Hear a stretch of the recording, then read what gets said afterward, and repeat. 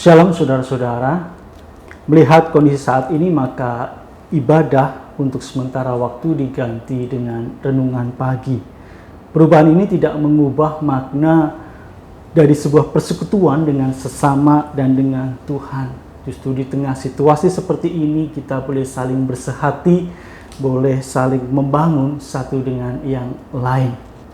Saudara-saudara yang dikasihi oleh Tuhan Yesus Kristus, sebelum kita merenungkan akan firman Tuhan, marilah kita berdoa. Kami bersyukur kepadamu ya Tuhan atas hari baru yang Tuhan berikan kepada kami.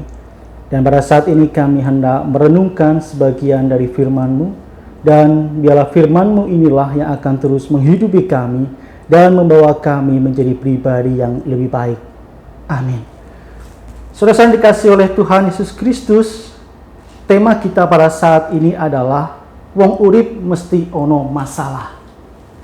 Dan firman Tuhan yang akan mendasari perenungan kita terambil dari Matius pasal yang ke-15 ayat 32 sampai dengan ayat yang ke-39. Matius pasal 15 ayat 32 sampai dengan ayat yang ke-39. Demikian firman Tuhan. Lalu Yesus memanggil murid-muridnya dan berkata, "Hatiku tergerak oleh belas kasihan kepada orang banyak itu. Sudah 3 hari mereka mengikuti aku dan mereka tidak mempunyai makanan.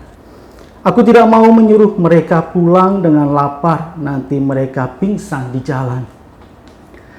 Kata murid-muridnya kepadanya, "Bagaimana di tempat sunyi ini kita mendapat roti untuk mengenyangkan orang banyak yang begitu besar jumlahnya?" Kata Yesus kepada mereka, "Berapa roti ada padamu?" 7, jawab mereka, "Dan ada lagi beberapa ikan kecil." Lalu Yesus menyuruh orang banyak itu duduk di tanah. Sesudah itu ia mengambil ke-7 roti dan ikan-ikan itu, mengucap syukur, memecah-mecahkannya dan memberikannya kepada murid-muridnya, lalu murid-muridnya memberikannya pula kepada orang banyak. Dan mereka semuanya makan sampai kenyang. Kemudian orang mengumpulkan potongan-potongan roti yang sisa 7 bakul penuh. Yang ikut makan ialah 4.000 laki-laki, tidak termasuk perempuan dan anak-anak. Lalu Yesus menyuruh orang banyak itu pulang. Ia naik perahu dan bertolak daerah Magadan. Nah, saudara-saudara dikasihi oleh Tuhan Yesus Kristus, hidup tidak semulus aspal jalan raya yang baru. Sering berjalannya waktu, aspal itu mulai retak dan berlubang. Begitu juga dengan kehidupan kita, saudara-saudara. Ada begitu banyak macam persoalan-persoalan baru yang kita hadapi. Mulai dari urusan pribadi, urusan dengan rekan kerja, urusan dengan keluarga, keuangan, sampai persoalan corona yang datang tanpa diundang dan kita sekarang sedang berjuang agar dia pergi. Persoalan yang menumpuk dan membuat kita bersedih, membuat kita kalut dan membuat kita tak bertenaga. Seolah ini adalah titik terendah hidup. Pikiran kita mulai tak tertata dengan baik. Saudara dikasihi oleh Tuhan Yesus Kristus, melalui perikop yang kita baca bersama, di sana diperlihatkan bagaimana Yesus pun tidak lepas dari masalah. Berbondong-bondong orang mengikuti dia, tanpa makanan yang tersimpan dalam saku celananya. Kelaparan mulai menjangkiti setiap perut orang-orang di sana.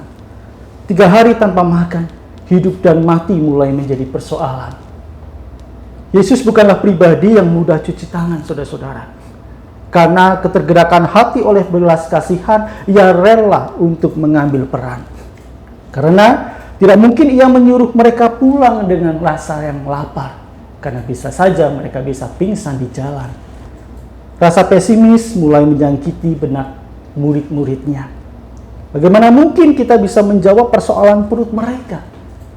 Saudara dikasihi oleh Tuhan Yesus Kristus, Tuhan Yesus berkata, "Berapa roti ada padamu?" Murid itu menjawab, 7 dan beberapa ikan kecil. Sesuatu yang mustahil untuk menjawab persoalan ribuan orang. Dan boom, ketika dari yang kecil itulah persoalan ribuan orang terjawab sudah. Mereka dapat makan sampai kenyang. Nah, saudara-saudara dikasih oleh Tuhan Yesus Kristus, apa yang bisa kita pelajari dari perikop ini? Yang pertama, saudara-saudara, Yesus tidak berpangku tangan ketika melihat sebuah persoalan. Ia tidak melempar tanggung jawab. Ia tidak berpikir untuk menunggu, tetapi ia langsung mengambil peran. Apa yang bisa dia perbuat untuk menjawab persoalan itu? Yang kedua, saudara-saudara, Yesus memulai dari apa yang ada. Ia tidak menunggu donatur, dan ia tidak menunggu orang berbelas kasihan, tetapi ia berusaha memaksimalkan sumber daya yang ada untuk menjawab persoalan. Optimisme dan keyakinan bahwa tidak ada persoalan tanpa ada jalan keluar menjadi gaya hidup Yesus. Dari hal yang kecil bisa menjadi jalan keluar. Yang ketiga, saudara-saudara, ia menghadirkan Allah dalam setiap perannya. Ia mengucap syukur dari apa yang ada. Saudara-saudara yang dikasihi oleh Tuhan Yesus Kristus, kita di sini untuk mereka yang ada di sana, yang sedang merasakan ketakutan, yang sedang merasakan kecemasan. Tetapi bukan berarti kita yang di sini tanpa rasa cemas. Karena sungguh sangat manusiawi, saudara-saudara, jika kita yang ada di sini, yang ada di rumah sakit Panti Waluyo ini, ada dalam ketakutan dan kecemasan. Tetapi saudara-saudara, disinilah Allah ingin kita tetap mengambil peran dan menjadi penolong bagi sesama. Karena itulah tugas panggilan kita. Saudara-saudara, kita patut bersyukur oleh karena Tuhan telah memberi kita talenta. Oleh karena itu kita mulai dari apa yang ada pada diri kita untuk menolong sesama kita. Walaupun mungkin yang kita punya saat ini adalah sesuatu yang sederhana, sesuatu yang terbatas.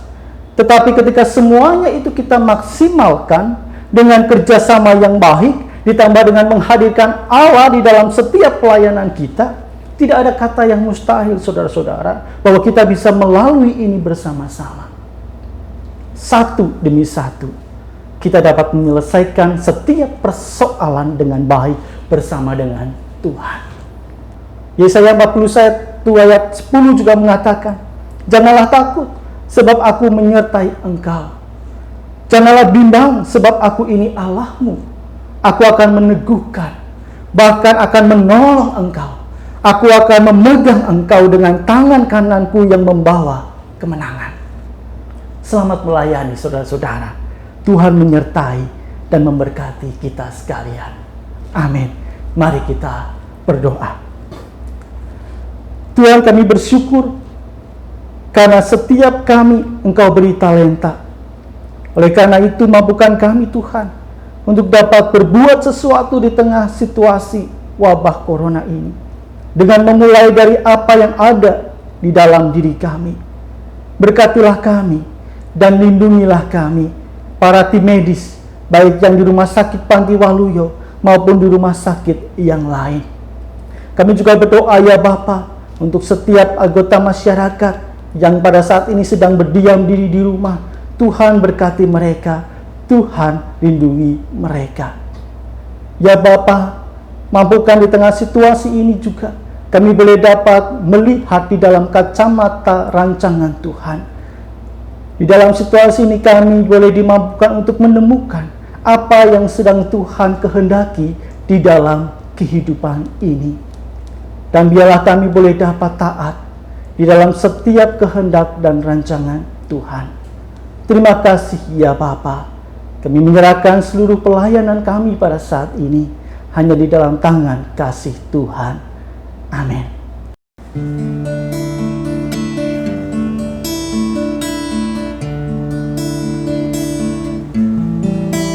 Kalau ku cari damai, hanya ku dapat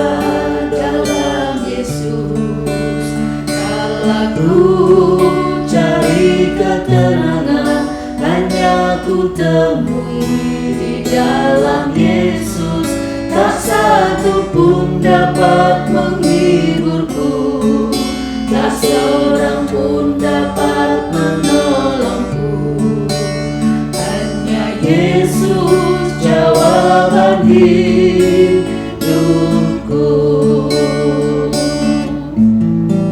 Bersama Dia hatiku damai, walau dalam lembah kekelaman. Bersama Dia hatiku tenang, walau hidup penuh tantangan. Tak satu pun dapat menghiburku, tak seorang pun dapat menolongku. Hanya Yesus jawaban hidupku.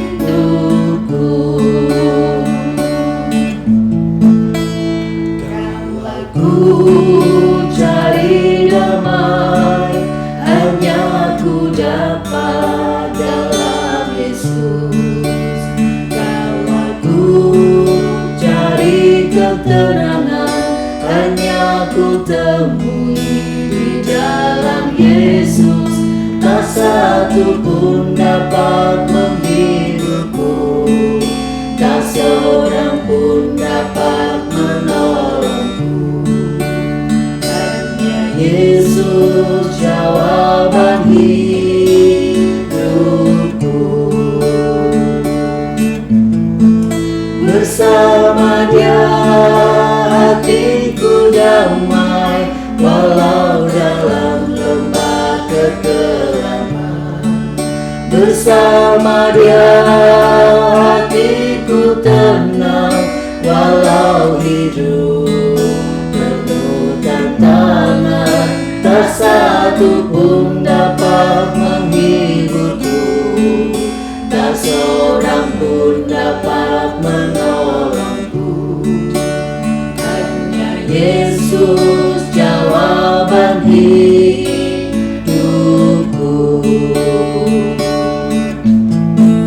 Bersama Dia hatiku damai, walau dalam lembah kekelaman.